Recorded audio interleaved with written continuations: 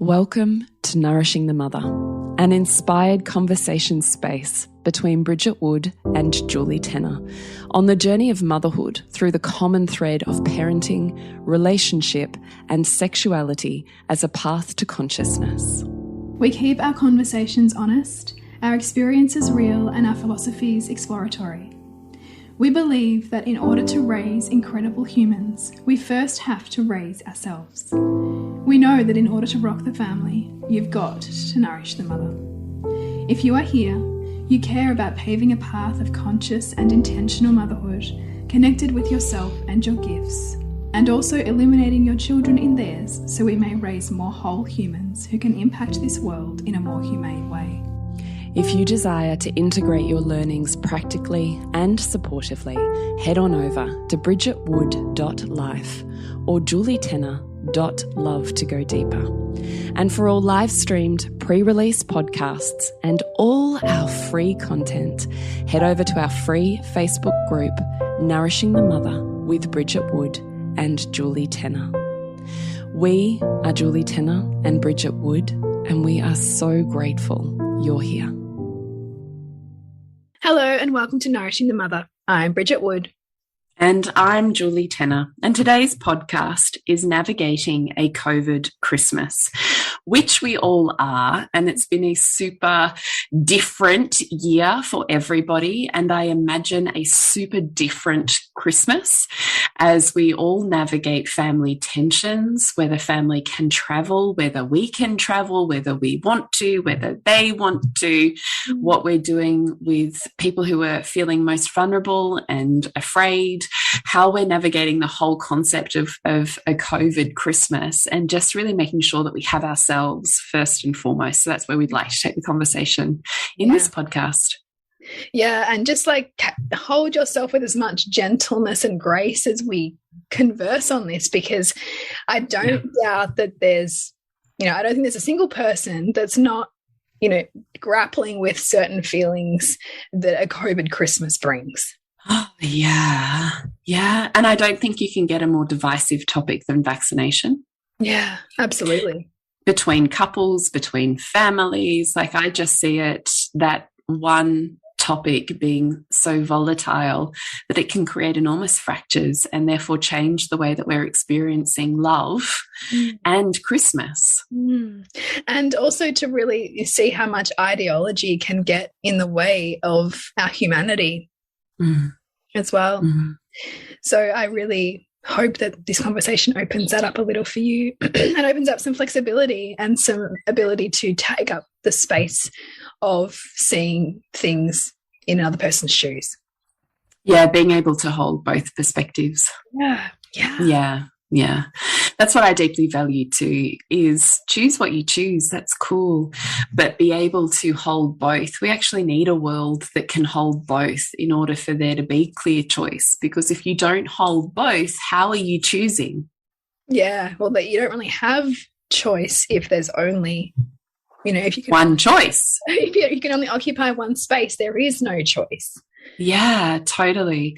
But that gets really hard when we might pull in old childhood wounds around not being seen, being the black sheep, not being valued, another sibling being chosen over us, like all of these old wounds we can start to see come up around a new topic.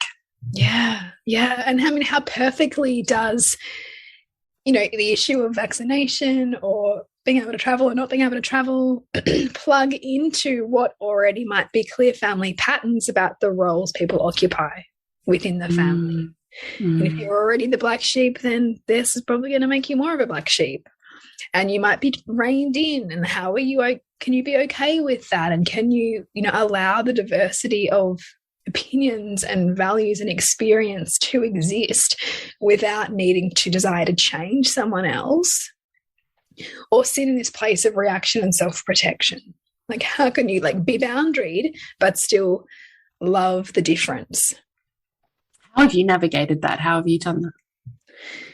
Look, it is a real practice for me. I have, come to the choice of being vaccinated, and my family opinions had a lot to do with that, and shaped that decision making for me. Ultimately, it was a recognition that, you know, my mother was really struggling with my choice, and that there's some vulnerability in my family, like in extended family, who were going to be present, who would have likely felt vulnerable around me, and the perception that I could be putting them at risk. And so it was a wrestle for me, because I had to, you know, look at a really diverse set of beliefs and science and facts, and also throw a lot of that out to then look at the value I have on relationship and seeing somebody else's perspective, and then leaning into trust that I can do this, that this is ultimately going to be a service to my family and to me, and that I can expand into this choice even when I have reservations and fears and beliefs that are, you know, maybe opposite to what I'm choosing, for a bigger picture that I see and value, which is my family relationships. So that took a lot of wrestling for me, and it took a lot of hard conversations, but ultimately I feel like it's a really embodied decision for me. But I also hold with a little bit of contempt the politicization of a health crisis, and how it's being very pointedly used to divide families, and, you know, will be causing irrevocable damage in some families. And that's what I feel angry about. And I feel, you know, that kind of thing naturally creates, that kind of pushing for me naturally creates in me like a fuck you, I'm not even going to do it. But I also know that that's not actually helpful in moving me toward healing or toward where I want to be. And so it's like that wrestle that I have to make internally, recognizing that, and then figuring out, well, within the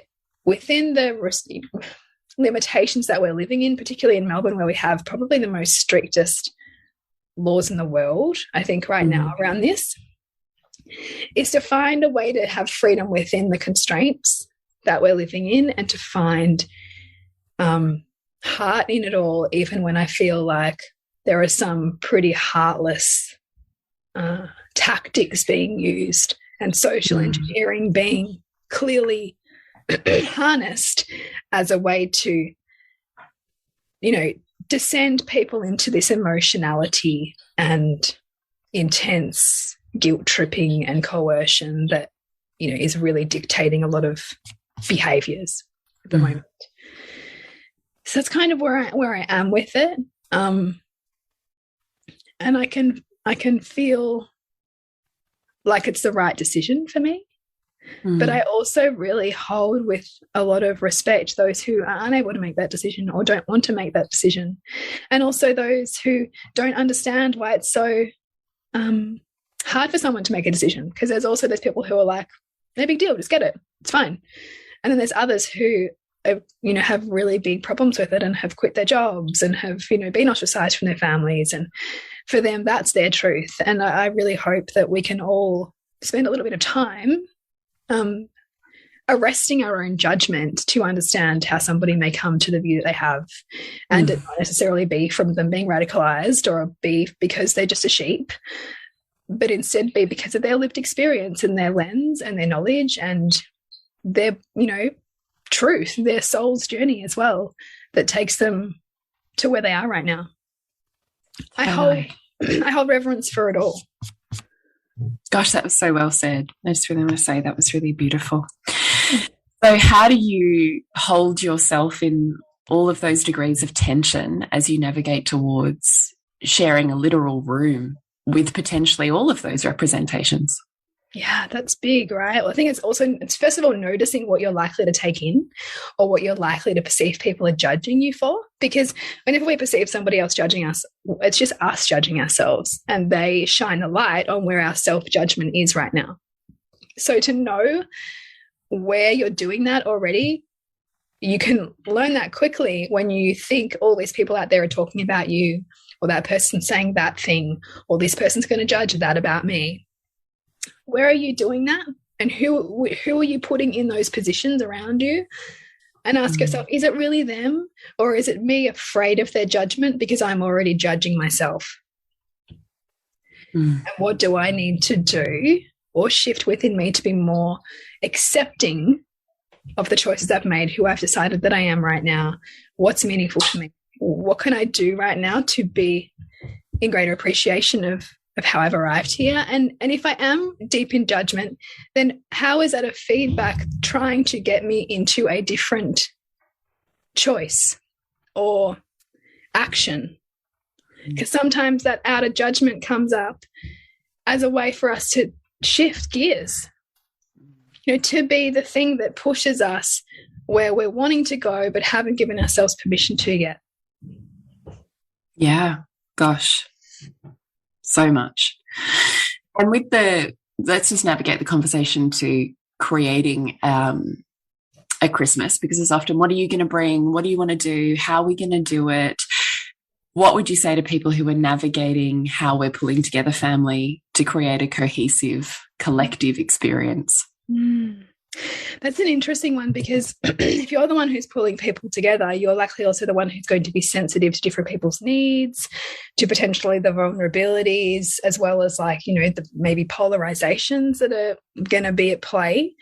And so I think it's helpful to, you know, consider preempting those, maybe if you wanted to, like by opening up conversation with those who maybe are feeling vulnerable, if they've got any requirements, like, you know, do they want a bit more space from the rest of the group at the table, or, like, you know, is there anything that they're feeling particularly anxious about coming into Christmas?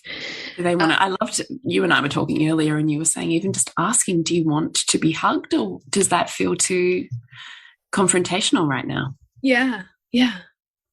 And, you know, considering for those of you who perhaps aren't vaccinated and you're worried about these conversations, to lean into how can we feel into that person's experience without taking it as an attack as well, because it can very viscerally feel like an attack, because that's also the way the media is kind of spinning it as well. So even though it's a person-to-person conversation or inquiry, that plugs into the broader media rhetoric that then can throw our body into fight or flight, because we're aware of that out there.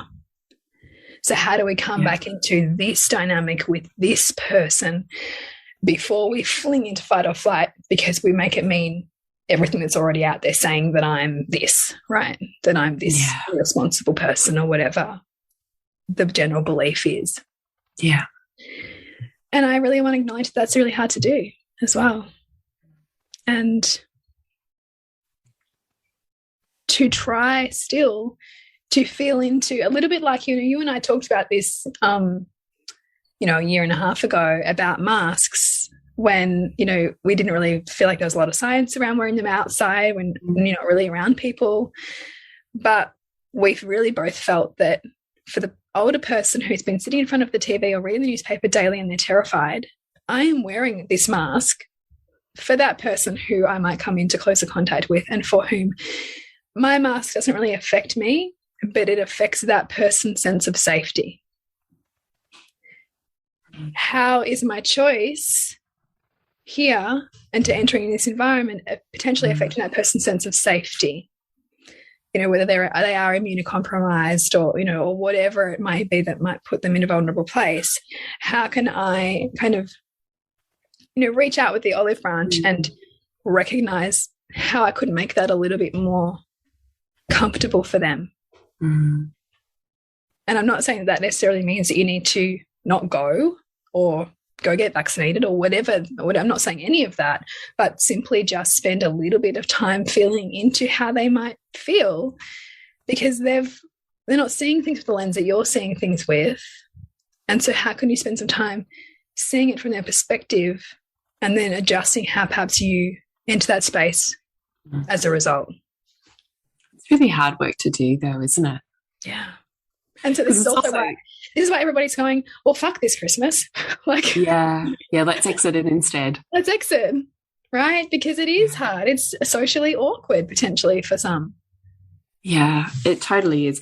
And it really, what you're asking or what we're suggesting you do there really has involved in it managing your own emotional state, projections, past wounds, at the same time as managing fear, which is hugely present, particularly if you're consuming any media. Yeah, that's right. Absolutely. And you know, we've got on top of this like the awkwardness of like the fact that at any point any of us could test COVID positive and go into self-isolation. And miss Christmas. And miss Christmas. Mm.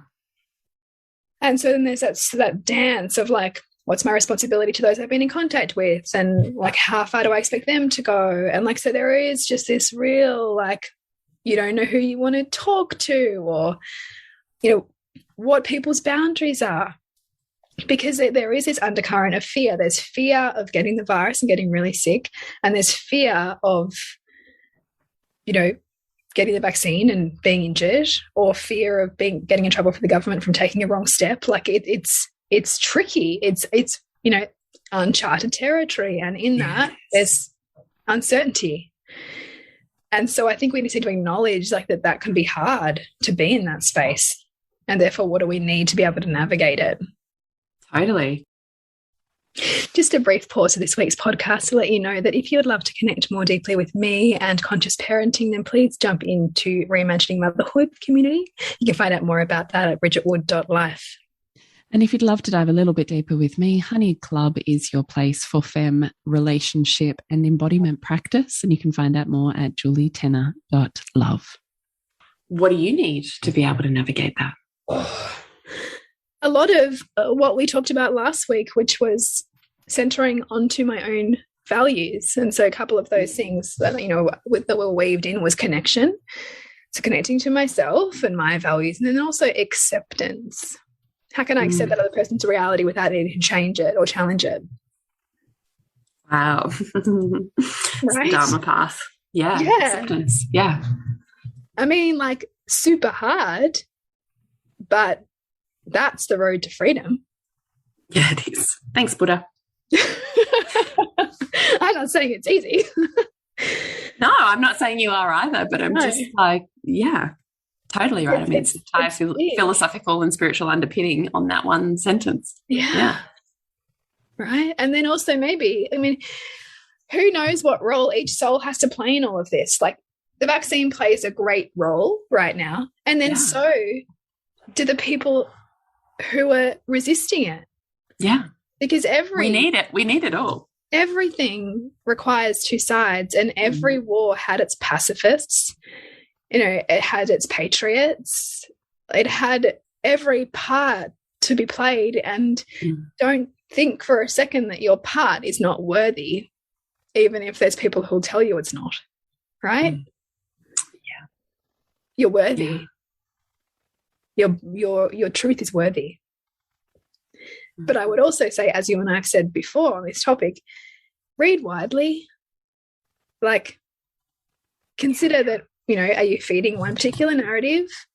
And I say that to the person who reads mainstream media and the person who reads alternative media. Yeah. Anyone is dangerous. We need both. You need both. And so when you find yourself going too far, like super pro, and you can't understand somebody who wouldn't take the vaccine, go and spend some time reading some of the journals that they've read and reading some of the uncertainty from scientists that they've read. Yeah. And then go, oh, maybe I could see how they might be resistant. And then if you're the person who's read all of those journals or followed all those Instagram accounts, then look at SBS World News. Or I really love, actually, what helped me was FLCC, the COVID network. It's a bunch of doctors treating COVID on the front lines, and it's a really good resource for treating it, and kind of alternative in that they use ivermectin, but they talk about the role vaccination plays, and that was really helpful for me. So I think it's like where you read typically one side, go and challenge yourself beyond your own cognitive dissonance to read the other side. Yeah, definitely. And accept that there's players on every which way you look at it. Like it's politicized now. Finding the truth, you know, the lies can do laps the world over before the truth really gets heard. How will we ever really know? So what are your values? What's most important to you? When all this is over, how do you want to have said that you showed up? And follow that. It's such profoundly beautiful advice. Thanks. Do you want to be right, or do you want to be loved and love? You know?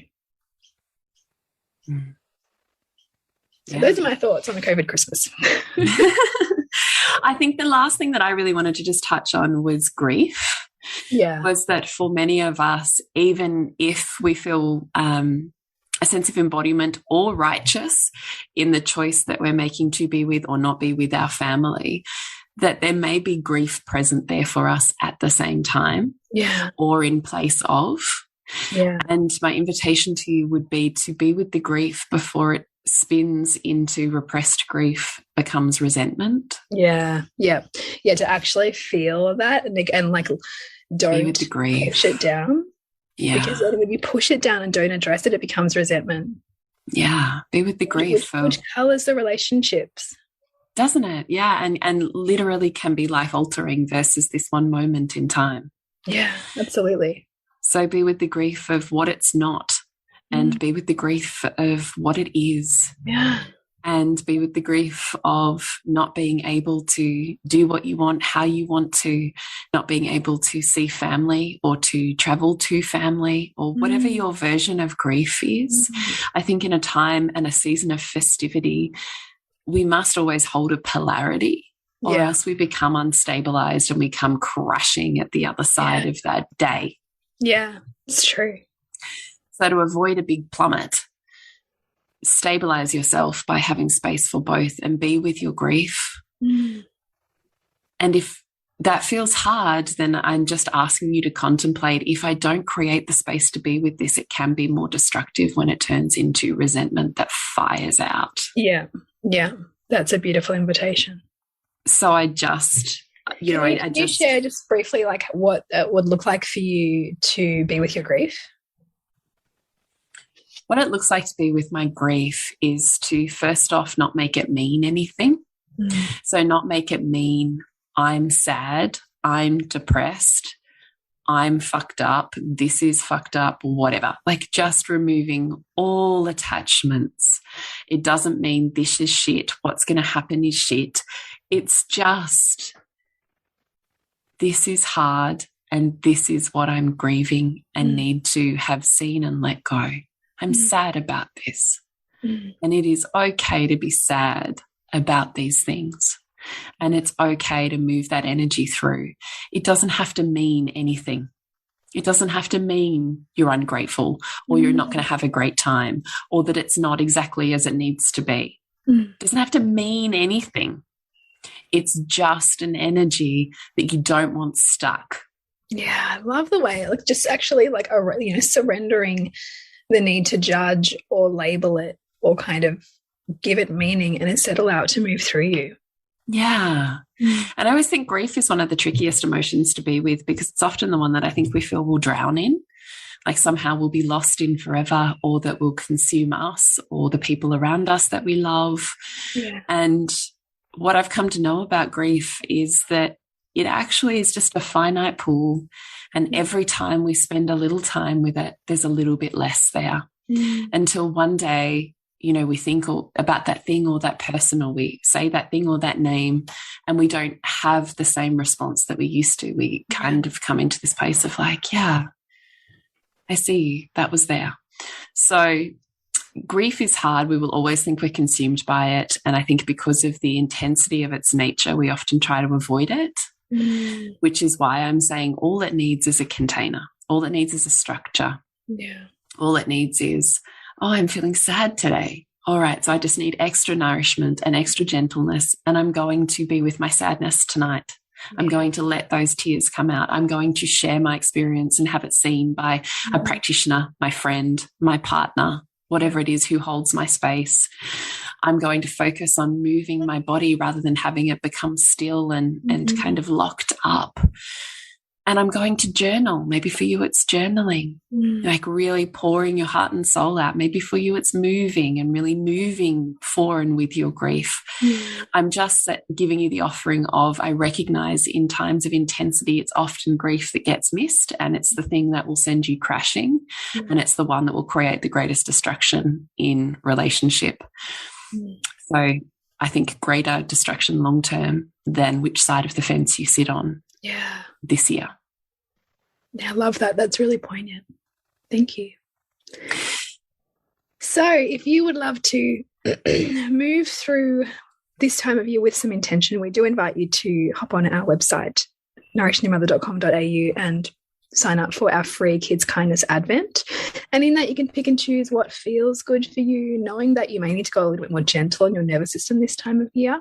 But it can be a really great way to connect to more connection and greater humanitarian spirit with your family as we head into the festive season. And to connect with you, Jules, is julietenner.love, and you, Bridge? bridgetwood.life. Remember to nourish the woman, to rock the family. And we'll see you next week when we continue to peel back the layers on your mothering journey. Thank you so much for listening. We literally couldn't do this without you. Please share this podcast with anyone you think it would be medicine for.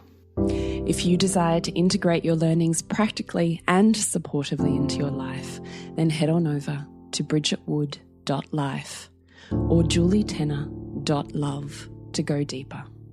And if you feel like giving back a little to this free content, please rate us on iTunes or Facebook, all of which helps the podcast reach more mamas who need this type of tonic for the soul.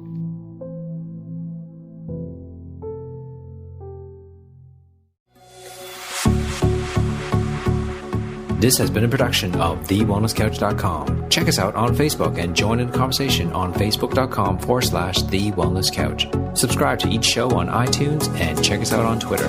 The Wellness Couch, streaming wellness into your lives. Whilst the Wellness Couch presenter endeavor to provide accurate and helpful information to their listeners, these podcasts cannot take into account individual circumstances and are not intended to be a substitute for health and medical advice from a qualified health professional. You should always seek the advice of a qualified health professional before acting on any of the information provided by any of the Wellness Couch podcasts.